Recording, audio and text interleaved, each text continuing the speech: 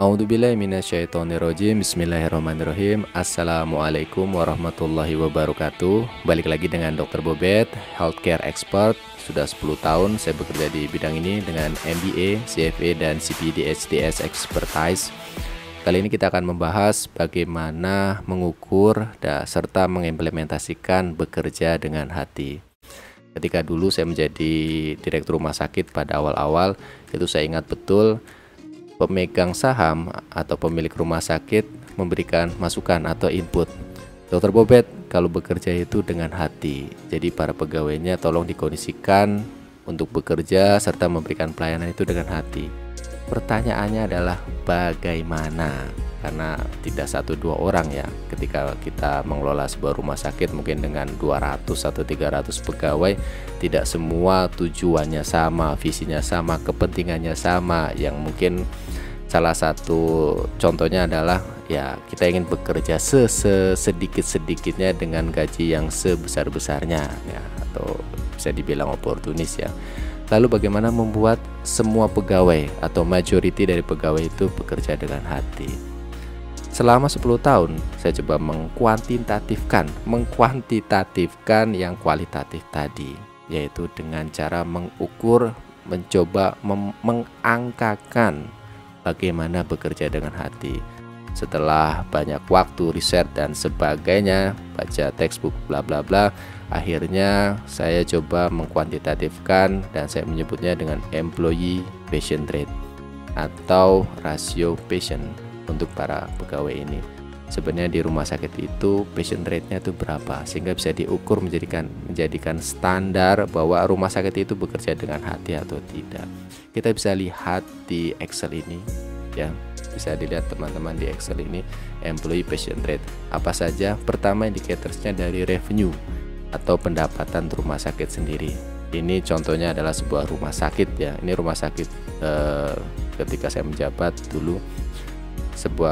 Pertama pendapatan, yang kedua adalah pengeluaran gaji pegawai, yang ketiga prosentase omset. Jadi gaji pegawai persentasenya berapa, kemudian turnovernya berapa. Nah ini adalah patient rate-nya. Patient rate-nya adalah jumlah dari persentase gaji pegawai, pengeluaran dari revenue ditambah dengan turnover pegawai.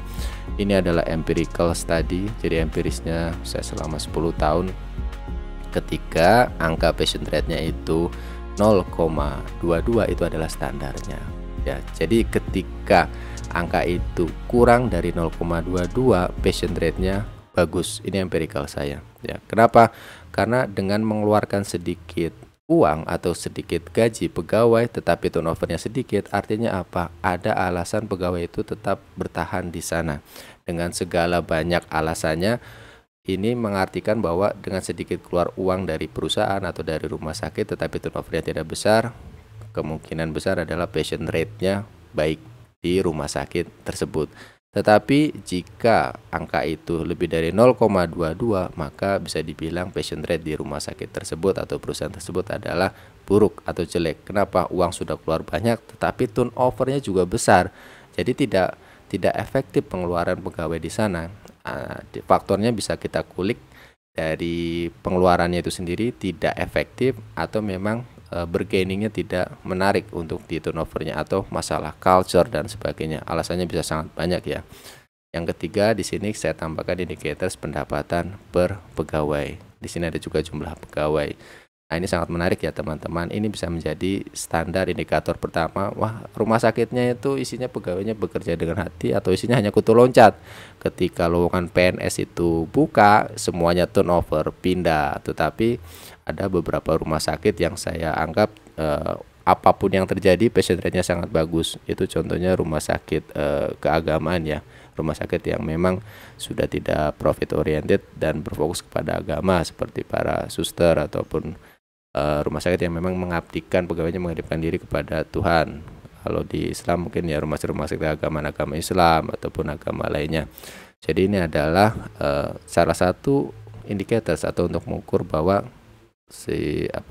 rumah sakit tersebut bekerja dengan hati atau tidak. Begitu, terima kasih.